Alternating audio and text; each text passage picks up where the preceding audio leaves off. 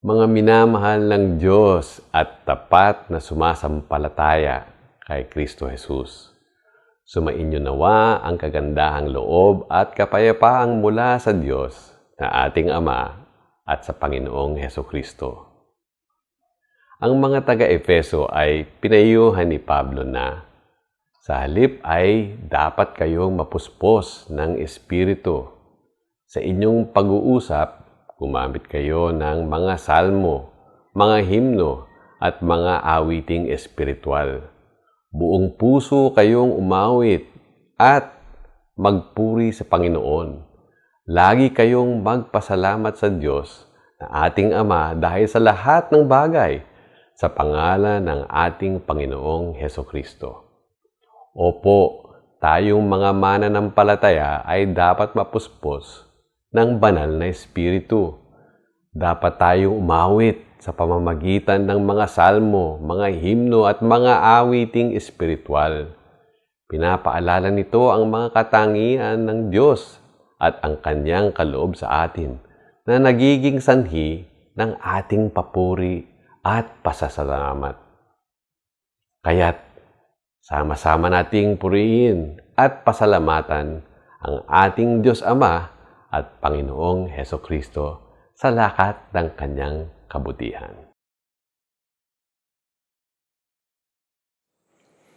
Mga kapatid, sama-sama po tayong manalangin sa ating Panginoon sa oras na ito. O Diyos na makapangyarihan sa lahat, maraming salamat at kami ay pinagtipon-tipon mo muli. Kahit na kami ay magkakalayo, kami ay nakapananambahan sa iyo sa pamamagitan ng teknolohiyang ito. Maraming salamat, Panginoon, sa iyong kagandahang loob sa amin. Sa lahat ng mga biyaya na iyong pinauulan sa amin, Panginoon, sa araw-araw.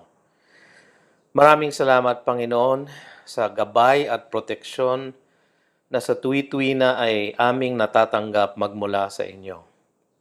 Tunay nga, Panginoon, na ang bawat lakad namin, ang bawat yapak namin, ang bawat kilos namin, Panginoon, ay iyong tinutunghayan at binabantayan at lagi mo kaming inilalayo sa masama at sa kahit na anong sakuna.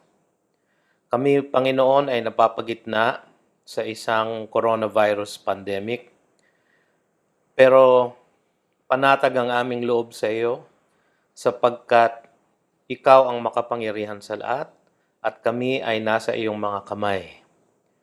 Kami man ay makaranas ng sakit o ng paghihirap, alam namin, Panginoon, na kayo ay laging nariyan at pinagpapasalamat namin ang katotohanan ito. Sa aming pagsasama-sama ngayong hapong ito, kayo po ang aming sinasamba. Kayo ang aming pinupuri, Panginoon. At nawa sa aming mga pananalangin, pag-awit, at sa aming pagbasa at pangangaral ng iyong salita, kayo po ay maluwalhati sa aming kalagitnaan. Dapat lang, Panginoon, na kayo ay sambahin dahil sa inyong kapangyarihan, dahil sa inyong kadakilaan, dahil sa inyong katalinuhan, O Diyos, na higit sa lahat. Ngunit, dagdag pa rito, Panginoon, dapat kayong papurihan at walhatiin dahil sa inyong kagandahang loob, kahabagan, at pagmamahal sa amin. O Panginoong Diyos, alam namin na hindi kami nararapat na mahalin ninyo. Kami po ay makasalanan, kami po ay mahina at marupok. At araw-araw, Panginoon, oras-oras kung minsan, kami ay nagkakasala sa iyo. Sa aming pag-iisip, sa aming mga puso, sa aming pananalita, at sa aming mga paggawa. Hindi namin mapigilan, Panginoon, ang aming pagkakasala sa iyo, sapagkat kami ay tunay ngang makasalanan sa aming kalikasan. At nagpapasalamat kami, Panginoon, na dahil sa inyong kagandahang loob sa amin at kahabagan sa amin, kami ay inyong iniligtas magmula sa kasalanang ito.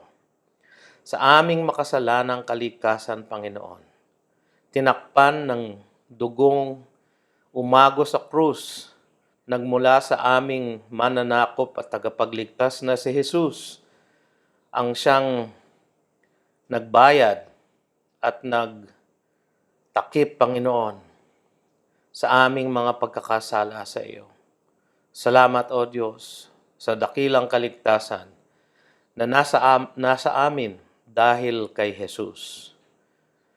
Panginoon, idinadalangin din namin ang aming bayan, ang aming mga pinuno, ang aming Pangulo, ang pangalawang Pangulo, ang lahat ng miyembro ng kabinete at lehislatura, ang lahat ng mga nangangasiwa ng aming mga pamahalaang lokal, mga gobernador at mayor at mga konsehal, mga pinuno ng barangay at mga kawani nila. Maraming salamat din po sa paglilingkod na iginagawad ng Sandataang Lakas ng Pilipinas, ng aming kapulisan. Pagpalain mo nawa sila, Panginoon, at bigyan ng kalakasan. Protektahan niyo sila, Panginoon, mula sa pagkahawa sa sakit na ito na lumalaganap. Kayo po ang mag-ingat sa kanilang lahat. Bigyan mo sila ng talino, Panginoon, upang sa kanilang pamamahala ng aming bayan ay ang pinakamabuti, Panginoon, ang maisagawa nila. At iyong naaayon, Panginoon, sa iyong kalooban para sa amin. Idinadalangin din namin, Panginoon, ang aming iglesia, ang Green Hills Christian Fellowship. Marami pong salamat at ito ay tinaguyod mo sa aming kalagitnaan. Maraming salamat, Panginoon, sa mga membro namin na aktibo at kabahagi namin palagi, Panginoon, sa pananalangin at pananambahan sa iyo. Kasama namin, Panginoon, sa aming pagmiministeryo at paglilingkod sa iba't ibang mga dako, Panginoon, sa aming komunidad. Pagpalain mo nawa, Panginoon, ang aming mga growth group, ang aming mga fellowship group, ang lahat ng mga outreach namin, Panginoon, sa mga hindi pa nakakakilala sa inyo. Idinadalangin lalo namin, Panginoon, yung mga nag-a-attend na sa amin, nakikipanambahan sa amin, Panginoon, ngunit hindi pa tunay na nakakakilala sa inyo. Alam namin, O Diyos, na kayo po ang nagpalapit sa kanila sa aming kalagitnaan upang sila ay makarinig ng inyong salita at ng inyong ebanghelyo at upang sila, Panginoon, sa wakas ay makakilala sa inyo. O Diyos na makapangyarihan sa lahat, sa aming pananambahan ngayong hapon, kayo nawa ang maluwalhati. Basbasan mo ang bawat sangkap, Panginoon, ang aming pananalangin, ang aming pag-awit, ang aming pagbasa ng iyong banal na salita, at ang aming pangangaral at pag-aral, Panginoon, ng iyong mensahe sa amin ngayong hapong ito. Kayo po ang manguna sa amin, O Diyos. Ito ang dalangin namin sa tanging pangalan lamang ng aming mananakop at tagapagligtas na si Jesus. Maraming salamat muli, Panginoon. Amen.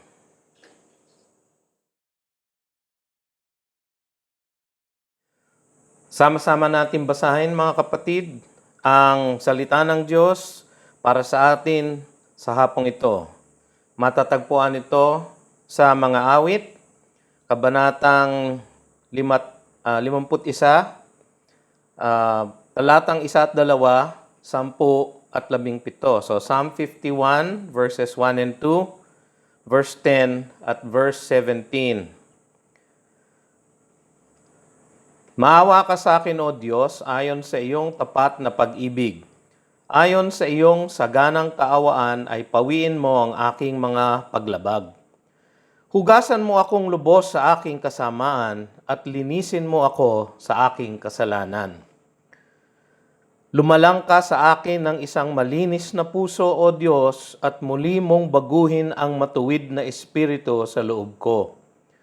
Ang mga hain sa Diyos ay bagbag na diwa, Isang bagbag at nagsisising puso, O Diyos, ay hindi mo hahamakin. Pagpalain nawa ng Panginoon ang pagkakabasa ng kanyang salita.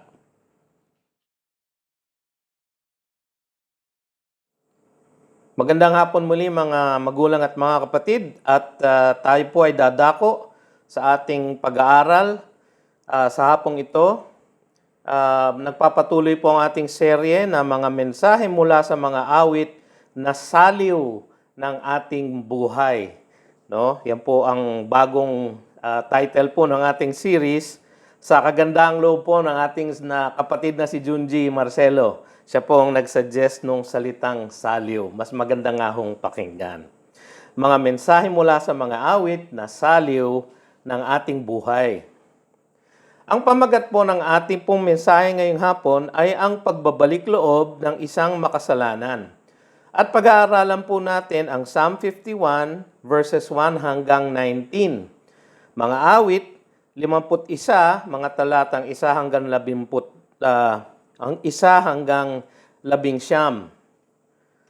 Bilang panimula, gusto ko po lamang sabihin na sa lahat ng mga bayani ng Biblia, wala na sigurong mas tatanyag pa kaysa kay Haring David dahil sa kanyang mga magandang awit.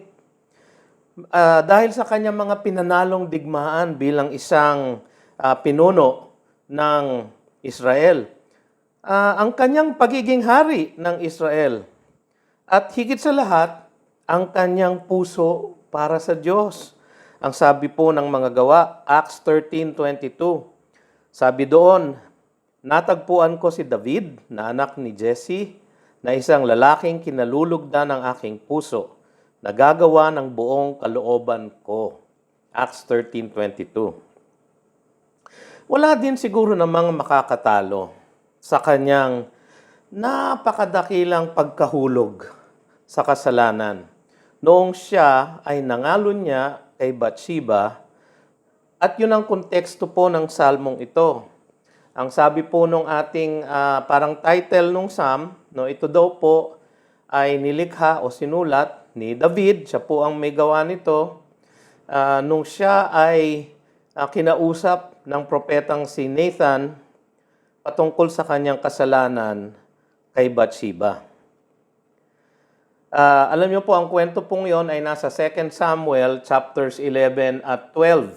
At para po mabilis tayo at paiksihin ko po ang kwento, merong panahon na dapat lumabas si David kasama ng kanyang mga mandirigma upang makipagbata sa mga Amonita. Pero ang pinadala niya po ang kanyang general na si Joab, at siya po ay nanatili sa kanyang bahay, sa kanyang palasyo. At sa isang hapon, siguro na maalinsangan, siya po ay nasa bubong, no, ng kanyang palasyo. At magmula ron, meron po siyang natanaw sa katabing bahay, sa katabing bubong, na isang babae na naliligo. At maganda po itong babaeng ito, at ito po ay si Bathsheba. Sa madaling salita, pinakuha niya po si Bathsheba, at dahil po siguro siya ay hari, so namuno ang kanyang kagustuhan, at siya po ay nangalo niya sa kanya. Ang sabi sa 2 Samuel 11:5, ito na po nangyari, ang babae ay naglihi. At siya ay nagsugo at sinabi kay David, ako'y buntis. So nabuntis po niya si Bathsheba. Si Bathsheba po ay asawa ni Uriah na Hittite. Si Uriah po ay kasama dun sa 400 mighty men ni David. So dahil po may asawa siya, ang ginawa ni David, pinabalik si Uriah.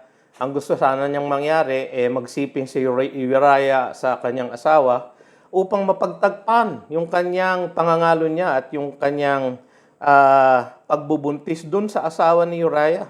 Pero si Uriah po ay tapat na sundalo, hindi po siya umuwi sa bahay niya o nagbigay ng aliw sa sarili niya sa pamamagitan ng kanyang asawa, kundi siya ay natulog doon sa parang palasyo ni David, kasama ng ibang mga kawal. Kaya't ang ginawa ni David, lalong lumala ang problema.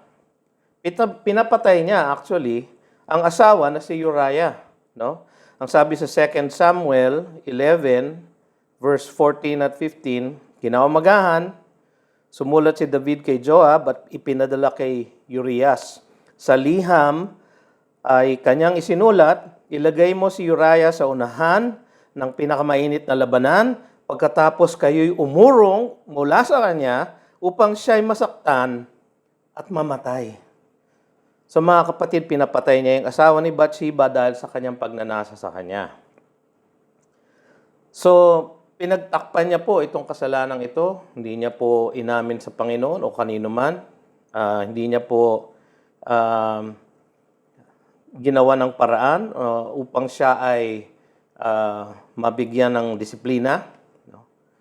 Kaya po, sa chapter 12 ng 2 Samuel, napapaloob po ron ang konfrontasyon nila ni Prophet Nathan. So, pumunta po si Nathan sa kanya, nagkwento po kunyari ng isang parable o sa isang kwento na meron daw po isang mayaman na maraming tupa na naghanda. Tapos ang pinapatay na tupa yung kaisa-isa yung batang tupa ng isang mahirap na lalaki.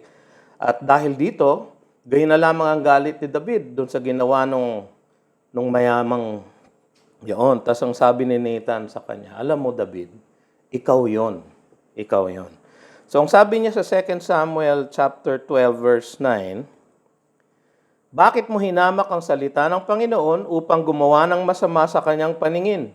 Tinaga mo ng tabak si Uriah na Heteo at kinuha mo ang kanyang asawa upang maging iyong asawa at pinaslang mo siya sa pamamagitan ng tabak ng mga Ammonita. So, nabunyag din ang kanyang kasalanan sapagkat wala naman pong naitatago sa mata ng Diyos at sa mga lalaking kanyang itinayo upang maging propeta. So, dahil nga dito, ay umamin na si David sa kanyang pagkakasala sa Panginoon. At ang sabi ng ating teksto, sinulat ni David ang salmong ito siguro bilang isang panalangin ng pagbabalik loob sa Panginoon. So mga kapatid, tayo na makasalanan, magandang mapag-aralan natin itong panalangin ito sapagkat ito ay isang napakagandang paraan, napakagandang panalangin ng pagbabalik loob ng isang nagkasalang malubha sa Panginoon. So tatlo po ang parte ng panalangin ito. Ang una po ang kanyang kahilingan na patawarin mo ako. Ang pangalawa po ay kanyang kahilingan na linisin mo ako. At ang pangatlo po ay ang kanyang panalangin na gamitin mo ako. So mga kapatid, tignan po natin ang salmong ito na panalangin ni David sa Panginoon ng paghingi ng tawad at pagbabalik loob sa kanya. Sabi niya, patawarin mo ako sa unang 6 na talata ng salmong ito. Maawa ka sa akin, O Diyos, ayon sa iyong tapat na pag-ibig. Ayon sa iyong saganang kaawaan ay pawiin mo ang aking mga paglabag. Hugasan mo akong lubos sa aking kasamaan at linisin mo ako sa aking kasalanan. Sapagkat aking nalalaman ang mga pagsuway ko at ang aking kasalanan ay laging nasa harapan ko. Madadaman nyo sa dalangin ito, sa salmong ito, ang talagang durog na kalooban ni David, ang kanyang puso na tunay na nagsisisi sa kanyang nagawang pagkakasala. Ang kaawaan ng Diyos lamang ang maaaring asahan ni David. No? Wala siyang maaaring asahang iba. Hindi niya pwedeng asahan na babayaran na lang niya yung kanyang pagkakasala o siya ay mag-aalay na lang sa Diyos ng isang pagbabayad sala sapagkat tunay siyang nagkasala, wala namang kaduda-duda at walang karampatang pagbabayad sala ang pangangalo niya at ang pagpatay. Sabi sa Leviticus 20:10, kapag ang isang lalaki ay nangalo niya sa asawa ng kanyang kapwa, ang lalaking nangalo niya at ang babaeng nangalo niya ay parehong papatayin. So capital punishment po, death po ang sentensya sa mga nangangalo niya at pumapatay. Pumatay din po si David dahil pinapatay niya si Uriah. Ang hiniling niyang pagpapatawad sa verse 2 ay ang pagpawi ng kanyang paglabag. Sa English po, transgression. Pagtawid sa linya. Paghugas ng kanyang kasamaan. Sa English po, iniquity. Yung pong kasamaan na nasa loob ng tao. At paglinis ng kanyang kasalanan. Sa English po, sin. O yung ang sabi nila, to miss the mark. No? Kapag nagkulang ka, kahit na maliit o malaki, basta nagkulang ka, kasalanan po yon, sin. Ginamit niya itong tatlong kahilingan na ito. Pagpawi ng kanyang paglabag, paghugas ng kanyang kasamaan, at paglinis ng kanyang kasalanan. Na Diyos lang ang pwedeng magkaloob talaga. So umasa na lang siya sa awa ng Diyos. Sabi sa Isaiah 43:25, Ako nga ang siyang pumapawi ng iyong mga pagsuway alang-alang sa akin, at hindi ko aalalahanin ang iyong mga kasalanan. Yan ang sabi ng ating Panginoon. Ang lahat ng kanyang pagkakasala ay damang-dama niya, mga kapatid. Sa verse 3, nakita natin ito. Sa kanyang buong pagkatao, meron pa siyang isang salmong sinulat na penitential psalm din po na kanyang panalangin din sa Panginoon, Psalm 32. At sa verse 3 po nun, sinabi, Nang hindi ko ipinahayag ang aking kasalanan, nang hina ang aking katawan sa pamamagitan ng aking pagdaing sa buong araw. So nanakit ang kanyang kalamnan, ang kanyang mga buto. Nagkasakit siya siguro dahil itinatago niya at ayaw niyang ipahayag ang kanyang kasalanan. Bagaman nagkasala din si David sa maraming tao. Kay Bathsheba, sabi ng iba, ni-rape daw niya si Bathsheba o pinuwersa ang kanyang sarili sa kanya. Kay Uriah, lalo na po, pinapatay niya. At si Uriah pa hong pinahatid niya ng sulat na pag-uutos niya kay Joab na papatay, na hayaang mamatay si Uriah. Si Uriah po ang nagdala ng sulat na yun kay Joab. Si Joab mismo, dahil naging accomplice siya, naging katulong siya sa pagpatay kay Uriah. Sa pamilya niya, sa kanyang mga asawa at mga anak, marami na nga po siyang asawa itong si David. Ito po talaga ang kanyang kahinaan. At higit sa lahat, ang higit sa lahat na nilabag niya, ang higit sa lahat na nilapastangan niya, ayon sa verse 4, ay ang Diyos. Sabi sa verse 4, Laban sa iyo lamang ako nagkasala, at nakagawa ng kasamaan sa iyong paningin, upang ikaw ay maging ganap sa iyong pagsasalita, at walang dungis sa iyong paghatol. So sinasabi niya, tama daw ang paghatol ng Diyos sa kanya. Dapat lang na siya ay parusahan. Makatarungan ang gagawin ng Panginoon sa kanya kung siya man ay paparusahan.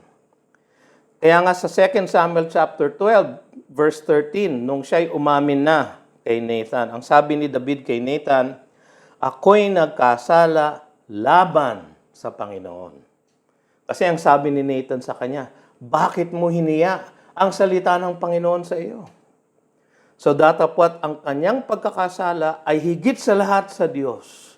Mga kapatid, si Joseph po, nung siya ay tinutukso ni Mrs. Potiphar, naalala niyo po? Sabi niya, ang lahat ng bagay dito ay nasa aking kapangyarihan. Pero bakit ako magkakasala sa Diyos sa aking pagsiping sa iyo? Ganun po niya tinuligsa o tinalikuran ang temptation ni Mrs. Potiphar. Ang sa kanyang pag-iisip, kung gagawin niya po yun, hindi lamang po yung kasalanan kay Potiphar. Higit sa lahat, kasalanan po yun sa Diyos. So inamin ni David na makatarungan lamang na paslangin siya ng Diyos. Dahil sa tindi ng kanyang kasalanan sa kanya.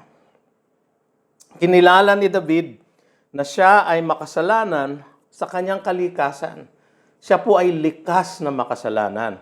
Siya po ay nagkakasala, siya po ay makasalanan hindi dahil sa nagkasala siya, kundi nagkasala siya dahil siya po ay makasalanang likas. Sabi sa verse 5, Narito, ako'y ipinanganak sa kasamaan at ipinaglihi ako ng aking ina sa kasalanan. Hindi po ibig sabihin nun na siya po ay anak sa labas. Hindi po ganon. Ang ibig lamang pong sabihin nun, nanunuot sa kanyang kalamnan ang kanyang pagiging makasalanan.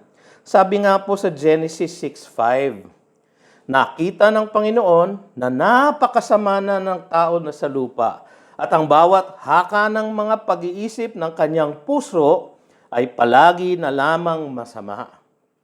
Sabi ni Pablo sa Romans 5:12, kaya't kung paanong sa pamamagitan ng isang tao ay pumasok ang kasalanan sa sanlibutan, si Adan yun, at sa pamamagitan ng kasalanan ay ang kamatayan, kaya't dumating sa lahat ng mga tao ang kamatayan sapagkat ang lahat ay nagkasala. Yan po ay kasalanang minana natin kay Adan pa. Kinilala ni David na ang pagsunod sa katotohanan at pagiging matuwid sa kalooban at puso ang siyang ninanasan ng Diyos sa kanya. At dito siya talaga nagkulang. Dito nagmula ang kanyang pagkukulang. Hindi niya sinunod ang salita ng Diyos na nasa puso niya. Hindi niya tinalima ang kanyang mga batas na nasa pag-iisip niya. Tinalikuran niya lahat ito at siya ay nagkasala. Inamin po yun lahat ni David. Kaya't kinailangan ni David na ipagpatuloy ang kanyang panalangin. So sabi niya, patawarin mo ako, Diyos. Ang susunod niya pong panalangin, linisin mo ako, Panginoon. Sa verses 7 to 12, no? Humingi si David ng paglilinis ng kanyang kalooban na naputikan dahil sa kanyang pagkakasala sa Diyos. Ang sabi sa verses 7 to 9, no? Talatang 7 hanggang 9, linisin mo ako ng isopo, at ako'y magiging malinis. Hugasan mo ako at ako'y magiging higit na maputi kaysa niebe. Gawin mong marinig ko ang kagalakan at kasayahan. Hayaan mong ang mga buto na iyong binali ay magalak muli. Ikubli mo ang iyong mukha sa aking mga kasalanan at pawiin mo ang lahat kong mga kasamaan. Makikita nyo dito sa kanyang panalangin, dito sa salmong ito, ang napakalalim na pagsisisi ni David. Siya po ay durog na durog ang kanyang kalooban. Wala na po siyang sukat ipagmalaki. Wala po siya talagang maikatwiran sa Diyos dahil sa tindi ng kanyang pagkakasala sa Kanya. Yung pong isopo na binabanggit sa verse 7, yung po ay isang shrub. Isang parang halaman, no? Na pagka nagse-ceremonial cleansing yung mga Levita, yung mga Levitical priest, ay sinasawsaw po nila yon sa dugo ng hayop at iniwawasiwa sa mga tao na humihingi ng patawad. So, ganun po yung ceremonial cleansing. So, simbolo po yon ng paglilinis sa kasalanan. Sa ilalim ng batas, sabi sa Leviticus 14:4, iuutos ng pari sa kanila na ikuha siya ng 2 buhay na malinis na ibon, kahoy na sedro, lanang pula at isopo. Ang Diyos lang ang tunay na nakalilinis ng kalooban ng tao. Yun naman pong mga seremonyang yon ay isang paglalarawan lamang ng kung gaano kabanal ang Diyos at kung anong kailangang gawin ng tao upang siya ay makalapit sa kanyang kabanalan. Sa Isaiah 1:18, ganito po ang sinabi ng Panginoon. Pumarito kayo ngayon at tayo mga tuwiran sa isa't isa. Sabi ng Panginoon, bagaman ang inyong mga kasalanan ay tulad ng matingkad na pula, ang mga ito'y magiging mapuputi na parang niebe, bagaman ito'y mapulang mapula, ang mga ito'y magiging parang balahibo ng tupa. Napakaganda pong katiyakan, kaya po ng ating Diyos na patawarin at linisin tayo sa lahat ng ating pagkakasala.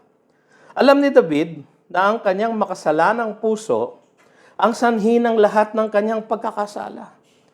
Sabi nga ng ating Panginoon sa Matthew 15:19, nagmumula ho talaga sa puso ang kasalanan.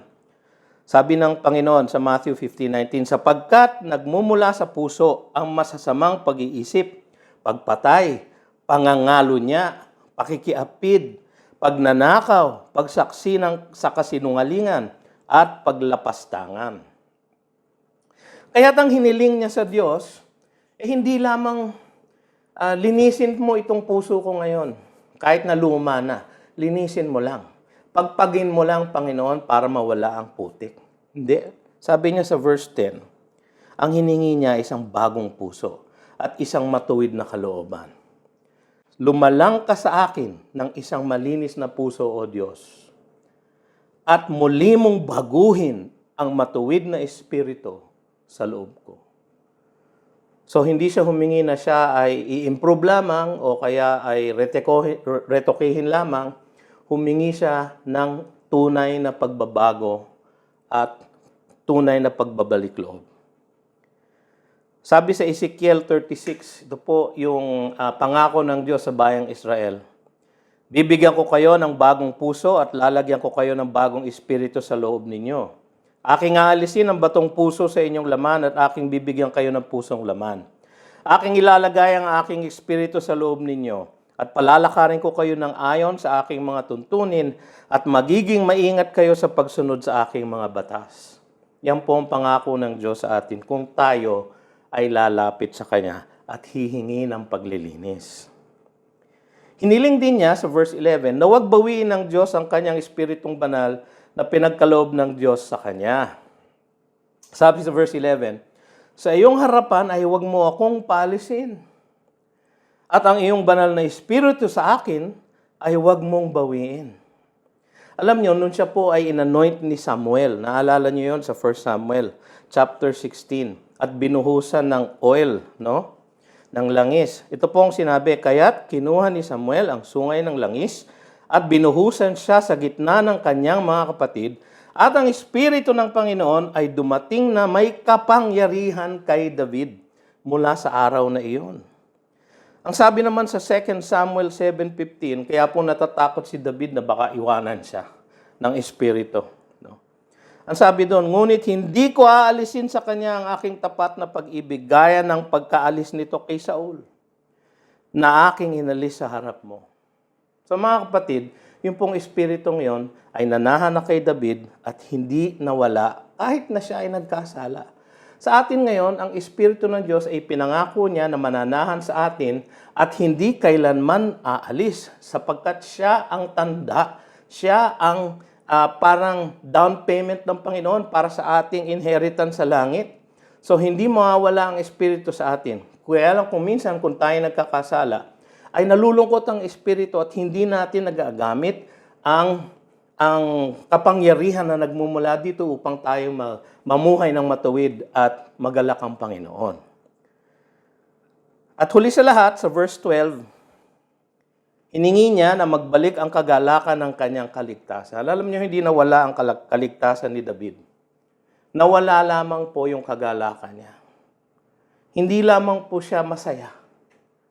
Hindi po niya nararamdaman na siya ay ligtas. Ganun po talaga nangyayari sa mga nahuhulog sa kasalanan. Hindi ninyo makapa kung nasaan ang inyong kaligtasan. Hindi ninyo maramdaman ang kagalakan ng inyong kaligtasan. Sapagkat natatabunan ng putik, ng dumi ng kasalanan, ang lahat ng iyon. At nalulungkot ang Espiritu ng Diyos at hindi siya makapag-awit dahil sa kasalanan iyon. Pagkatapos niya, sasabi niya, ibalik mo sa akin ang kagalakan ng iyong pagliligtas at alalayan ako na may espiritong nagnanais.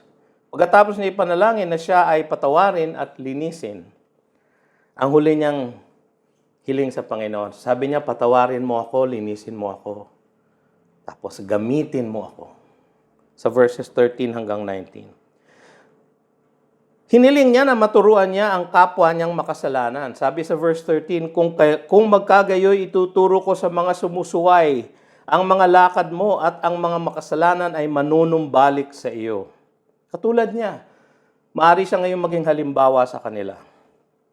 Hiniling din niya na mawala na ang kanyang sala at makaawit na siya muli ng papuri. Iligtas mo ako, O Diyos, mula sa salang pagdanak ng dugo. Ikaw na Diyos na ang aking kaligtasan at ang aking dila ay aawit ng malakas tungkol sa iyong katuwiran. O Panginoon, buksan mo ang mga labi ko at ang aking bibig ay magpapahayag ng papuri sa iyo. Alam niyo mga kapatid, siguro sa gitna ng kanyang hindi paghayag ng kanyang kasalanan, sa gitna ng kanyang kasalanan, ay talagang Nagbara tuloy ang kanyang kalooban, nagbara ang kanyang bibig, at hindi siya makaawit man lang, at hindi siya makapagpuri sa Diyos. Hindi niya magamit ang kanyang mga gifts, ang mga kaloob sa kanya ng Diyos, para mapaglingkuran niya ang kanyang Panginoon. Hiniling din niya na mawala ang sabi niya sa verse 14, iligtas mo ako, O Diyos, mula sa salang pagdanak ng dugo. Dahil pinapatay nga niya po si Uriah. Ikaw na Diyos na aking kaligtasan at ang aking dila ay aawit ng malakas tungkol sa iyong katwiran. O Panginoon, buksan mo ang mga labi ko at ang aking bibig ay magpapahayag ng papuri sa iyo. Hiniling din niya na makapag-alay na siya muli ng kaloob na tunay na kinalulugdan ng Diyos. Tignan niyo yung verse 16 and 17. Sapagkat sa alay ay hindi nalulugod, hindi ka nalulugod, sabi niya. Kung hindi ay bibigyan kita. Sabi niya, kung kaya lang kitang mapalugod dahil sa kaloob, edi bubuhusan kita ng kaloob. Dahil mayaman naman siya eh. Hindi ka nalulugod sa handog na sinusunog. Hindi po sapat yung parang pangingibabaw lang, yung pagpapakitang tao lang. Hindi po sapat yon. Ang sabi sa verse 17, ito po ang napakagandang verse. Ang mga hain sa Diyos ay bagbag na diwa, isang bagbag na nagsisising puso, O Diyos, ay hindi mo hahamakin. Hiniling niya sa huli na mapamunuan niya muli bilang hari na matuwid ang kanyang bayang Israel.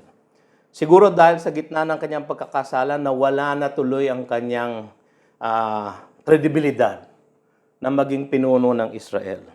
Sabi niya sa verse 18 at 19, gawan mo ng mabuti ang Sion sa iyong mabuting kaluguran. Itayo mo ang mga pader ng Jerusalem. Kung gayoy malulugod ka sa matutuwid na alay, sa mga handog na sinusunog at sa buong handog na sinusunog, kung gayoy ihahandog ang mga toro sa iyong dambana. Ang lahat ng mga dalangin niyang ito patungkol sa tamang pananambahan sa Israel ay napapanahon. Alam niyo kung bakit? Dahil ipaghahanda na niya ang pagtatayo ng dakilang templo ng Panginoon sa ilalim naman ni Solomon.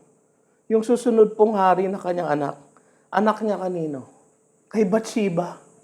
Aba, tunay nga mga kapatid, na higit na makapangyarihan ang biyaya ng Diyos kaysa sa dami ng kasalanan ng tao.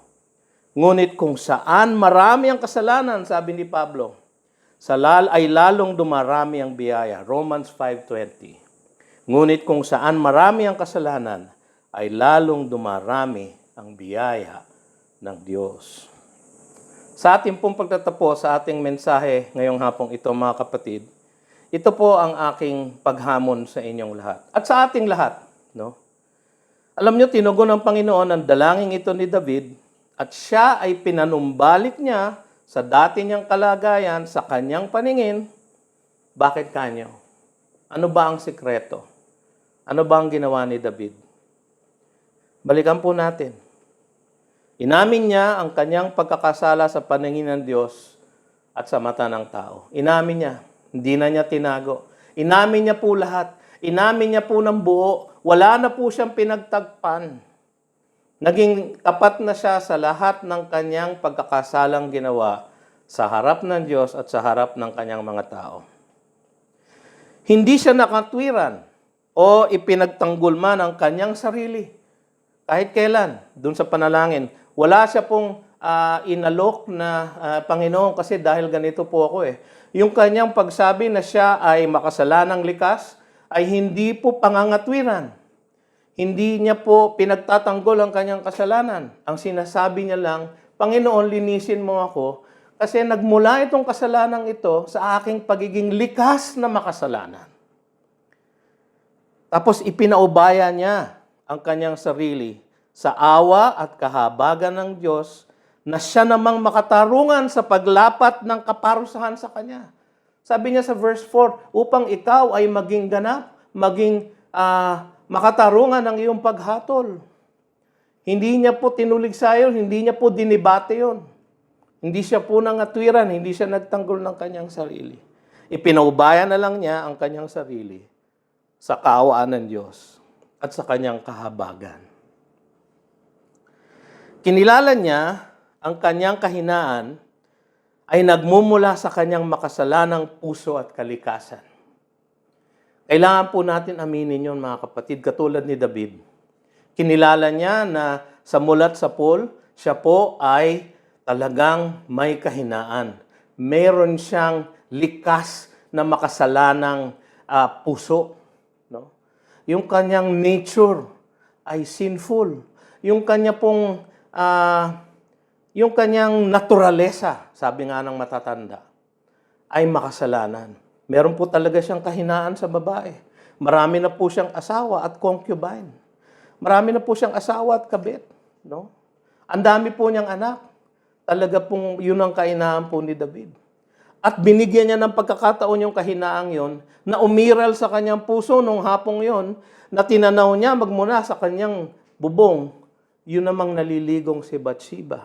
At dahil doon, yung kasalanan na namumutawi lamang sa kanyang pag-iisip ay lumabas sa kanyang paggawa. Kinilala din niya na ang kanyang kahinaan ay nagmumula talaga sa kanyang pag-iisip. Kaya nung humiling siya, nalinisin siya ng Panginoon, hiniling niya na baguhin ng Panginoon ng lahat. Pati na yung kanyang puso, pati na yung kanyang kalooban. Na nawa ibalik ng Panginoon yung matibay na kanyang pananampalataya, na yung matibay na kanyang pagsunod sa kanyang salita. Inamin niya na kailangan niya na baguhin siyang lubusan ng Diyos. Mula sa loob hanggang sa labas. Kung siya ay magpapatuloy sa kanyang paglilingkod sa Kanya, kung siya ay magpapatuloy sa kanyang paglakad ng may pananampalataya sa Kanya, kung siya ay mananambahan sa Kanya at aawit muli at magpupuri sa Kanya, kailangan siyang baguhin ng Diyos mula sa loob hanggang sa labas. Isang bagong puso, isang matibay na kalooban, isang pusong durog ang hinain niya sa Diyos. Yun po ang naging katanggap-tanggap sa ating Panginoon. Ganyan po ang pagsisisi na tinanggap ng Diyos. Ganitong klaseng pagbabalik loob sa Diyos ang kailangan nating lahat na sa tuwi-tuwi na nagkakasala sa Kanya. Kayo po ba ay nagkasala na sa Diyos ng malubha? Naku mga kapatid, nung ginagawa ko po itong sermong ito, para po akong sinasampal kaliwat kanan ng Diyos. Naalala ko muli nung ako po'y nahulog sa kasalanan. At ganito po ang naramdaman ko sa aking puso. Ganito pong kadurog ang aking kalooban at ang aking puso. Hindi po ako makapag-awit sa Diyos. Hindi po ako makapanalita ng Kanyang salita. Hindi po ako makapagturo. Hindi ko po magawa ang lahat ng aking ministeryo. Katulad ni David, ako po ay nasadlak sa isang malalim na hukay na hindi po ako makaahon. Mga kapatid, ang Diyos lamang po ang makapag-aahon sa atin. Magmula sa hukay na ilulubog tayo ng kasalanan. Sundin natin ang halimbawa ni David. At tayo rin ay makatatagpo ng ganap na kapatawaran, pagbabago at panunumbalik sa Diyos. Mga kapatid, ito pong lamang aking binigyan ako ng pribilehyo na muling maibahagi sa inyo ang salita ng Diyos. Napakalaking kagandahang loob na po ng Diyos sa akin. Napakalaking biyaya. Hindi ko po naisip na pwedeng ibalik ito ng Diyos. Siguro si David din, hindi niya maisip na pwede siya magpatuloy bilang hari ng Israel. Ganon kanyang sinalangsang ang lahat ng pag-uutos ng Diyos sa kanya. Pero mga kapatid, ang Diyos ay maawain, siya ay mahabagin, malalim ang kanyang pagmamahal sa atin, malawak ang kanyang kagandahang loob. Hindi po natin masusukat ang lawak ng kanyang pagpapatawad sa atin. So mga kapatid, kung tayo man ay magkasala sa Kanya, manalangin din tayo kapareho ni David. Patawarin mo ako, O Diyos. Linisin mo ako, O Diyos. Upang sa gayon ay maggamit mo ako ulit, O Diyos. Mga kapatid, napakagandang awit. Atin po sanang tandaan itong awit na ito at sa tuwi-tuwi na ay basahin, paalalahanan ng ating sarili ng dakilang pagpapatawad ng Diyos.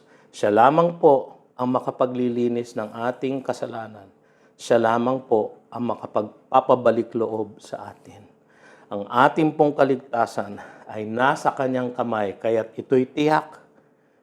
Ngunit kung minsan pang ang ating mga pagkakasala, nawawala ang kagalakan ng ating kaligtasan. Ang Diyos lamang po ang pwedeng magbalik niyan sa atin.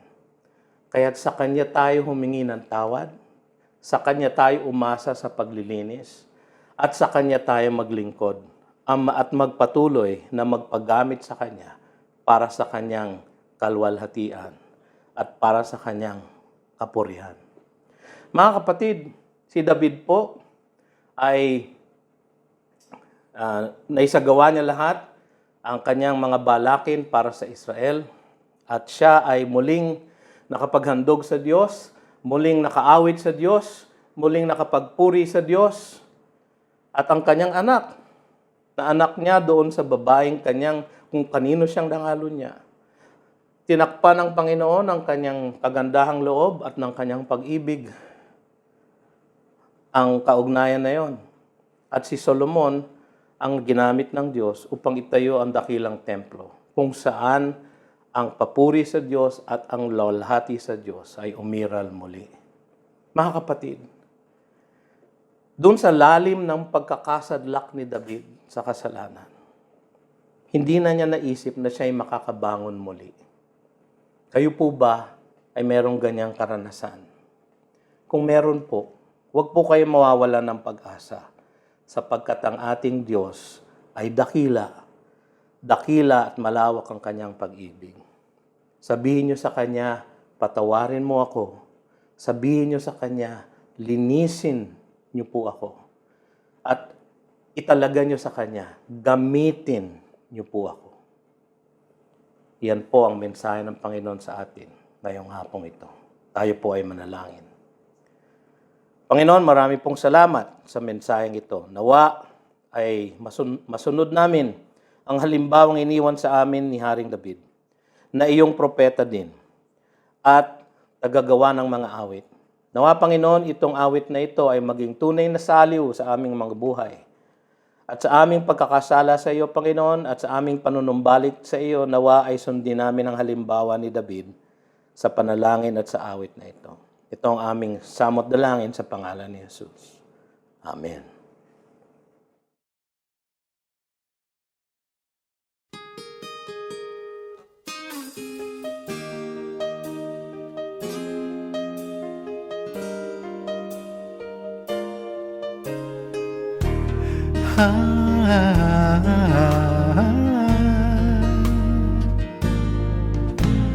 Nasan ka man, naroroon ako. Sa kahirapan, siya ring gabay sa'yo. Sa bagyo ng buhay ay ako ang siyang aakay sa iyo. Ano mang sigwa, ako'y karamay mo.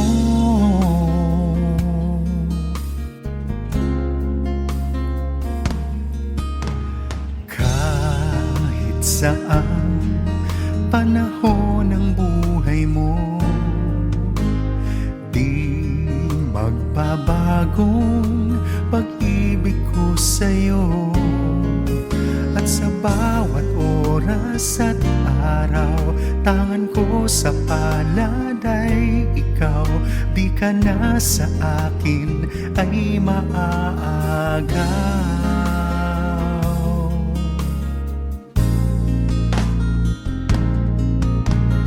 Kung minsan sa isip mo'y iniwan ka, na nag-iisa sa buhay mo, walang kasama sa lahat ng sandali, kahit sa pighati, ako ay naroon sa iyong tabi.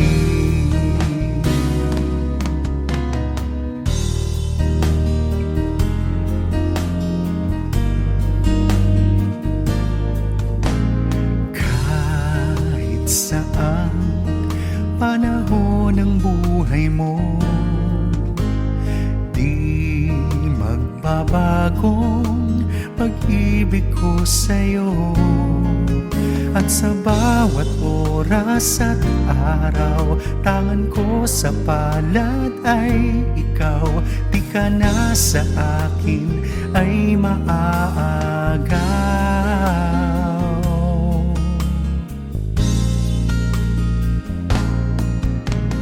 Kung minsan sa isip mo'y iniwan ka, na nag-iisa sa buhay mo, walang kasama sa lahat ng sandali, kahit sa pighati, ako ay naroon, ako ay naroon, ako ay naroon sa'yo tabi.